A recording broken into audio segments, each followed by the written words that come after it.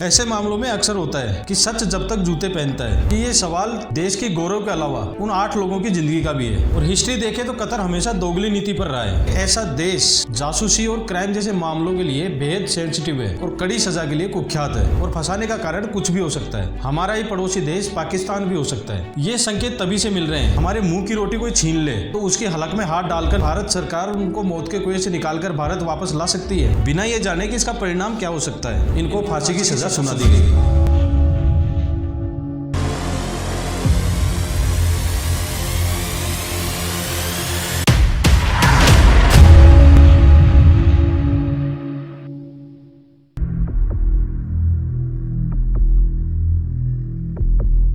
26 अक्टूबर 2023 को एक international news निकल कर आती है कि भारतीय नेवी से रिटायर्ड 8 ऑफिसर्स को कतर में फांसी की सजा सुनाई गई है, जिसकी वजह से राजनीति गरमाई और विपक्ष ने सरकार को घेर लिया। सभी का कहना है कि उनकी फांसी रुकवाकर उनको भारत वापस लाया जाए। पर एक ऐसा देश जिसका शासक और अदर बॉडीज जासूसी और क्राइम जैसे मामलों के लिए बेहद सेंसिटिव है और कड़ी सजा के लिए कुख्यात है, तो क्या ऐसे में भारत सरकार उनको मौत के कुएं से निकालकर भारत वापस ला सकती है, या फिर उनकी फैमिली सहित पूरे देश के सामने निंदा की रेवड़ियां बांट देगी? कौन है ये 8 कैदी और वहाँ खाड़ी देश में क्या कर रहे थे, क्यों पकड़े गए और आखिर में सरकार के पास इनको छुड़ाने के लिए क्या क्या रास्ते हैं और देश के पास में क्या क्या रूल्स और रेगुलेशंस है?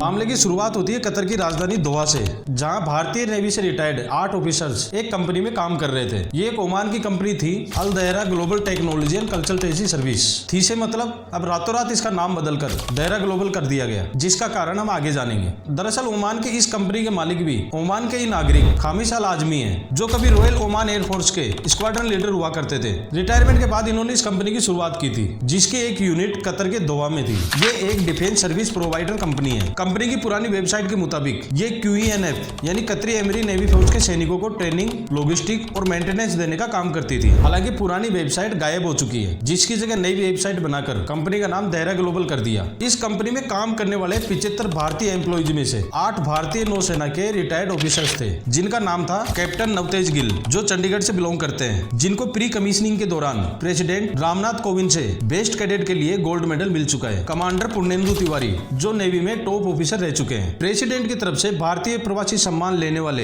एकमात्र व्यक्ति हैं। इनके अलावा captain Saurabh Vashisht, captain Virendra Kumar Verma, commander Suganakar Pakala, commander Rajeev Gupta, commander Amit Nagpal और सेलर राकेश भी नेवी के टॉप ऑफिसर रह चुके हैं। इन्होंने भारतीय नेवी में करीब 20 साल तक काम किया और बेदाग सर्विस पूरी की। दहरा ग्लोबल में कतर के 9 सैनिकों को ट्रेनिंग देने का काम कर रहे थे। अच्छी सैलरी और परिवार को साथ में लेकर कतर में ही अच्छा टाइम स्पेंड कर रहे थे। इनको कतर में काम करते हुए 6 से 8 साल हुए थे कि 30 अगस्त 2022 को अचानक कतर की खुफिया एजेंसी SSF यानी स्टेट सिक्योरिटी ब्यूरो के कुछ लोग कंपनी के ओनर खामिश अल आजमी सहित इन 8 लोगों के घर पहुंचती है और एक इमरजेंसी मिलिट्री एक्सरसाइज की बात कह के इनको लेकर जाते हैं और एक सोलिटरी कॉन्फाइनमेंट बैरक यानी जेल का वो आइसोलेटेड पार्ट जिसमें कैदी को बिल्कुल अकेला रखा जाता है, उसमें ले जाकर डाल दिया जाता है। फैमिली भी इस बात से अनजान थी, जिस वजह से उनका पूरा कॉन्टेक्ट खत्म हो चुका था। जब काफी दिन बाद फैमिली ने कंपनी में फोन किया तो पता चला कि उनको अरेस्ट कर लिया गया है। जब फैमिली ने उनसे मिलने की कोशिश की तो ना ही उनसे मिलने दिया गया और ना ही उनको अरेस्ट करने का कारण बताया। अरेस्ट होने के ठीक 1 महीने बाद 30 सितंबर 2022 को पहली बार इनको फैमिली से बात करने और काउंसलर एक्सेस यानी डिप्लोमेट ऑफिसर से मिलने की परमिशन मिलती है। 3 अक्टूबर 2022 को भारतीय दूतावास से एक अधिकारी इनसे मिलता है, जिसके बाद भारतीय दूतावास के इंटरफेयर करने पर अगले कुछ महीनों के लिए इनकी फैमिली को बात करने की इजाजत मिलती है। पर कतर ने अभी तक इन पर लगे आरोप सार्वजनिक नहीं किए थे। कुछ टाइम बाद नवंबर 2022 आते आते खामिश अल आजमी को छोड़ दिया जाता है और कंपनी के 70 लोगों को कतर छोड़ने का आदेश मिलता है। लेकिन इन 8 ऑफिसर्स की जमानत हर बार खारिज कर दी गई और 29 मार्च 2023 से इनके खिलाफ मुकदमे की शुरुआत एक बंद कमरे से शुरू होती है और आखिर में 26 अक्टूबर 2023 को इनको फांसी की सजा सुना दी गई, जिसके आरोपों को अभी तक पब्लिक नहीं किया गया। इसी बीच 31 मई 2023 को खामिश अल आजमी ने कंपनी को कागजों पर बंद कर दिया। कंपनी का नाम बदला और पुरानी वेबसाइट हटाकर नई वेबसाइट लॉन्च कर दी। अपनी पुरानी वेबसाइट में कतर की नौसेना को ट्रेनिंग देने की बात कहने वाली कंपनी कतरी एमरी नेवी फोर्स से किसी भी तरह के रिश्ते से साफ मुकर गई और न ही उन 8 ऑफिसर्स के बारे में जिक्र मिलता है जिसमें किसी समय commander Purnendu Tiwari managing director की पोस्ट पर रहे थे। पूर्णेंदु कमांडर तिवारी की बहन नीतू भार्गव मोदी सरकार से उन्हें छुड़ाने के लिए अपील करती है, जिसमें कहा कि मेरे भाई 63 साल के एक सीनियर सिटीजन है जो कई बीमारियों से जूझ रहे हैं। हम इस बात का अंदाजा भी नहीं लगा सकते कि वो इस अलग कैद में किन तकलीफों से गुजर रहे हैं। इधर कैप्टन नवतेज सिंह गिल के भाई ने भी अपील करते हुए कहा कि मेरे भाई के साथ मेडिकल दिक्कतें हैं। उन्होंने भारतीय नौसेना को 20 साल तक सेवा दी है। अब सरकार की जिम्मेदारी बनती है कि उन्हें छुड़ाकर वापस लाया जाए। इस मामले से जुड़े लोगों के अनुसार देरा ग्लोबल अच्छी प्रोग्रेस कर रही थी। 2029 तक के लिए कंपनी को हाई रेटेड टेंडर मिले हुए थे। कतर मिनिस्ट्री, खाड़ी देश और दुनिया भर की सिक्योरिटी कंपनियां इसके साथ मिलकर काम करना चाहती थी। कंपनी में 75 लोग भारतीय थे। सभी एम्प्लॉइज को अच्छी खासी सैलरी मिल रही थी, इसलिए करीब हर एक एम्प्लॉय अपनी फैमिली के साथ रहता था। कंपनी की इतनी अच्छी प्रोग्रेस को देखते हुए विश्वास करना मुश्किल है कि पैसों और रुपयों के लालच में कोई अपनी जिम्मेदारी छोड़कर ऐसा काम करेगा। कंपनी के हाथों में अगले 10 साल तक के लिए काम करने के लिए टेंडर थे। टाइम की कमी के कारण नए आने वाले ऑफर भी ठुकराए जा रहे थे, लेकिन ओनर सहित इन 8 ऑफिसर्स की गिरफ्तारी के बारे में कतर सरकार ने कभी इनके कारणों का खुलासा नहीं किया। इसलिए इस गिरफ्तारी से विवादों में फंसी कंपनी को इसके प्रमोटर्स ने 31 मई 2023 को कंपनी को कागजों पर बंद कर दिया। इस कंपनी से वापस भारत लौटे एम्प्लॉइज के अनुसार हो सकता है उन भारतीय नौ सैनिकों ने जाने अनजाने कुछ किया या कहा हो, बिना ये जाने कि इसका परिणाम क्या हो सकता है। उनकी ईमानदारी साबित करने के लिए उनका एक अच्छा खासा ट्रैक रिकॉर्ड है। वो आर्थिक रूप से भी मजबूत है। तो ये बात मान लेना कि ये सब पैसे के लिए किया है, ये गलत होगा। ये लोग और कंपनी कॉर्पोरेट वॉर के भी शिकार हो सकते हैं, क्योंकि अब एक फ्रांसीसी है जो अल दहरा के बचे हुए कामों को संभाल रहा है। ऐसे मामलों में अक्सर होता है कि सच जब तक जूते पहनता है, झूठ पूरी दुनिया के चक्कर लगाकर वापस आ जाता है। मीडिया और सोशल मीडिया के अनुसार ये मामला इटली की टेक्निक पर बनी मिनी सबमरीन का है, जिसको हम बोना सबमरीन के नाम से जानते हैं। ये सबमरीन बिल्कुल छोटे साइज की होती है, जिसका वजन 150 टन के आसपास होता है। करीब 13 बाई 2 मीटर की सबमरीन में 2 से 9 लोगों की बैठने की जगह होती है। ये राडार की पकड़ में नहीं आती। दरअसल देहरा कंपनी इस सबमरीन प्रोग्राम से जुड़ी थी, जिसकी ट्रेनिंग इन ऑफिसर्स द्वारा मिल रही थी। सोशल मीडिया के अनुसार कतर ने इसी सबमरीन की जानकारी इजराइल को देने का आरोप लगाया है, या फिर हो सकता है इनको फंसाया गया हो, और फंसाने का कारण कुछ भी हो सकता है। हमारा ही पड़ोसी देश पाकिस्तान भी हो सकता है। बताया जाता है कि पाकिस्तान भी यह सबमरीन खरीदना चाहता था। इसको लेकर जून 2022 में कतर एयरफोर्स के commander major general Jassim Mohammed से पाकिस्तान के नौसेना प्रमुख एडमिरल मोहम्मद अमजद नियाजी मिला था। और हिस्ट्री देखे तो कतर हमेशा दोगली नीति पर रहा है, क्योंकि आतंकवाद से कतर के रिश्ते किसी से छुपे नहीं है, जिस वजह से भारत के साथ साथ अरब देश भी इससे परेशान है। वैसे तो अमेरिका के भी कतर से अच्छे रिश्ते हैं, पर हिस्ट्री ऐसी है कि आतंकवाद के मामले में वो भी कतर से परेशान है। जब अमेरिका ने तालिबान के खिलाफ जंग छेड़ी तो तालिबान के कई बड़े बड़े नेताओं को कतर ने शरण दी थी। आज जब गाजा और इजराइल के बीच जंग चल रही है, ऐसे में हमास के कई बड़े नेता कतर में शरण लेकर पड़े हैं। कतर हमास को हर महीने करीब 250 करोड़ रुपए देता है। इधर आतंकवादी संगठन अल जजीरा के थ्रू आए दिन पड़ोसी देशों के इंटरनल मामलों में भी घुसपैठ करता रहता है। इसी कतर ने भारत के देवी देवताओं की आपत्तिजनक पेंटिंग बनाने वाले एम.एफ. हुसैन को कतर की नागरिकता दी थी। 2017 में सीरिया में मौजूद अल कायदा को करीब 8,000 करोड़ रुपए दिए थे। इसी वजह से 2017 में अरब देशों के एक समूह ओमान, यूएई, सऊदी अरब, बहरीन और मिस्र ने अपने सभी रास्ते कतर से तोड़ने के साथ ही व्यापारिक घेराबंदी भी कर दी थी, जिसमें इन सभी देशों ने कतर जाने वाले सभी रास्ते बंद करने के साथ ही कतर एयरलाइंस को अपना एयर स्पेस और कतरी नेवी को समुद्री एरिया भी यूज करने पर रोक लगा दी थी, जिस वजह से कतर को अपना व्यापार ईरान के रास्ते करना पड़ा था, जो 4 साल तक चला और कतर को काफी महंगा साबित हुआ। तब फूड प्रोडक्ट भी भारत ने ईरान के रास्ते भेजा था, और हम सभी जानते हैं कि ईरान कभी फ्री फोकट में कुछ नहीं करता। इसके लिए उसने कतर से अच्छा खासा किराया लिया था। बाद में इस मामले को अमेरिका ने बीच बचाव करके सुलझाया। भारतीय कैदियों के खिलाफ किसी भी तरह के आरोप सार्वजनिक नहीं करना कतर की किसी गहरी साजिश की ओर इशारा करता है। ये संकेत तभी से मिल रहे हैं जब अल दहरा कंपनी के ओनर खामिसाल आजमी को सिर्फ 2 महीनों में छोड़ दिया जाता है, जबकि बाकियों को जमानत तक नहीं मिलती। डिफेंस लॉयर और 2 गवाहों को छोड़कर बाकी सभी को कोर्ट से हटा दिया गया, और बंद कमरे में चली सिर्फ 7 सुनवाई में ही सभी को मौत की सजा मिल जाती है। इस साजिश के पीछे कई कारण हो सकते हैं। अभी पिछले दिनों दिल्ली में हुई G20 मीट में India middle east economic corridor पर सहमति बनी थी। इस वजह से भी कतर भारत से नाराज हुआ पड़ा है। इजराइल और गाजा के बीच चल रहे वॉर में इंडिया ने हमास की निंदा और इजराइल का समर्थन किया है। ये भी एक वजह हो सकती है। एक सीनियर रिपोर्टर शीला भट्ट के अनुसार जब भारत सरकार इन कैदियों की मदद करने की कोशिश कर रही थी तो कतर झुकने को तैयार नहीं दिख रहा था। वो इसके जरिए सौदाबाजी करना चाहता है, क्योंकि कतर को संयुक्त अरब अमीरात और सऊदी अरब से भारत के रिश्ते पसंद नहीं है।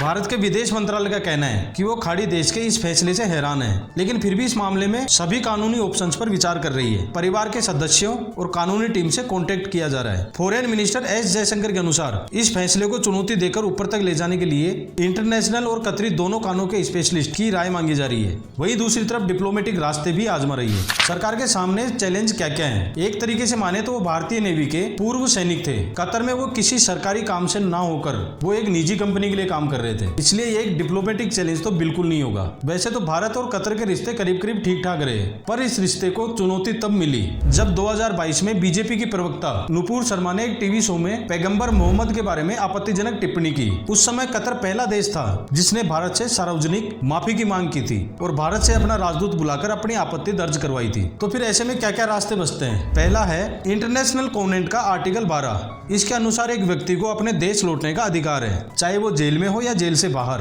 लेकिन इसके लिए दो देशों के बीच में रिपेट्रिएशन ऑफ प्रिजन एक्ट पर सहमति होनी चाहिए। मार्च 2015 में कतर के अमीर तमीम बिन हमद अल थानी जब भारत यात्रा पर आए, उस दौरान कई सेक्टर में कॉर्पोरेशन के लिए 6 MOUs पर सहमति बनी थी, जिसमें से एक ये एक्ट भी था। इस एग्रीमेंट के अनुसार भारत या कतर के नागरिकों को अगर सजा सुनाई गई है तो बची हुई सजा के लिए उनको अपने देश की जेल में ट्रांसफर किया जा सकता है। ऐसे कई एग्जाम्पल है जिसमें भारत के नागरिकों ने ब्रिटेन, पाकिस्तान, सऊदी अरब की जेलों में सजा काटी है। वहीं इसके उलट श्रीलंका, नेपाल, बांग्लादेश जैसे देशों के कैदियों ने भारत की जेलों में सजा काटी है। ये एक्ट भारत सरकार के लिए भी जरूरी है, क्योंकि अभी तक 8,330 भारतीय नागरिक दुनिया भर की 78 जेलों में कैद है। उसी तरह भारतीय जेलों में भी 4,926 विदेशी कैदी बंद है, जिसके लिए भारत ने 2015 में ऑल यूनियन टेरिटरीज में एक एप्लीकेशन लगाई थी, जिसमें इसी एक्ट का हवाला दिया गया था और इसमें 35 देशों के नाम का भी जिक्र था जिनके कैदी हमारे यहाँ और हमारे उनके वहाँ हैं। इन 8 ऑफिसर्स को भी इस एक्ट के तहत अपने खुद की जेल में ट्रांसफर किया जा सकता है, लेकिन उसके भी कुछ रूल्स हैं। नंबर 1, वो कैदी अपने देश की जेल में आने के इच्छुक हो। नंबर 2,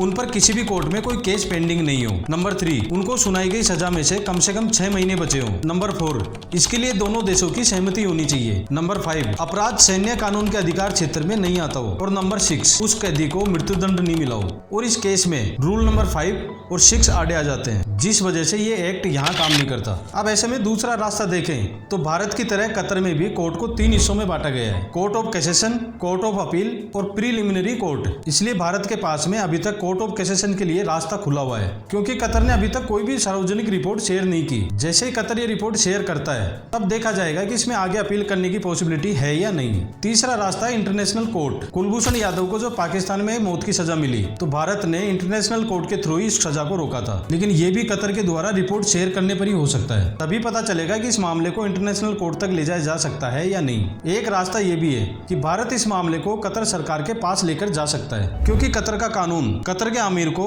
राष्ट्रीय दिवस 18 दिसंबर को दोषियों को माफ करने की अनुमति देता है, जिसके लिए इन ऑफिसर्स की फैमिली ने कतर के अमीर तमीम बिन हमद अल थानी को याचिका दे रखी है। अभी तक इस केस को भारत और कतर के रिश्तों के चुनौती के तौर पर देखा जा रहा है, क्योंकि कतर में करीब 9 लाख भारतीय काम करते हैं। इसलिए भारत कोई भी कदम उठाने से पहले उनके हितों की रक्षा के बारे में सोचेगा। उधर कतर के लिए भी एक चुनौती है कि भारत हर साल करीब 8.5 million ton liquid natural gas Qatar से इंपोर्ट करता है, जो भारत के इंपोर्ट का 60% और कतर की प्रोडक्शन का 15% है। देखने में ये आंकड़ा छोटा दिखता है, पर जिस देश की इकोनॉमी सिर्फ एक प्रोडक्ट पर टिकी हो तो ये आंकड़ा बहुत बड़ा बन जाता है। अब अगर बुरा वक्त नहीं आता तो अपने में छुपे गैरों का कभी पता नहीं चलता। इसलिए भारत बैक चैनल को यूज करके ग्लोबल कम्युनिटी तक भी पहुंच सकता है और कतर कोर्ट द्वारा नजरअंदाज की गई इन खामियों की तरफ उनका ध्यान आकर्षित कर सकता है। सरकार इस मामले को उन देशों तक भी पहुंच सकती है जो कतर और भारत दोनों से दोस्ती रखते हैं, जैसे ओमान, जिसके लिए एस जयशंकर ने ओमान के विदेश मंत्री बद्र अल बुसैदी से फोन पर बात की, क्योंकि कतर और ओमान GCC यानी गल्फ एड काउंसिल का हिस्सा है।